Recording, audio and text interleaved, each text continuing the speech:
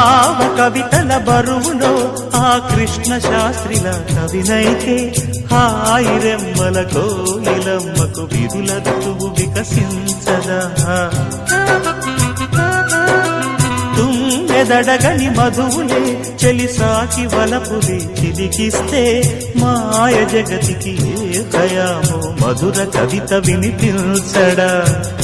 ఓ కావ్యమా నీ తోటలో నవరస పోషణి గాలిగా నవ్విన పూలే మాలగా పూజకే సాధ్యమా తెలుపుమా అందమా నీ పేరేమిటి అందమా అందమా నీ పేరేమిటి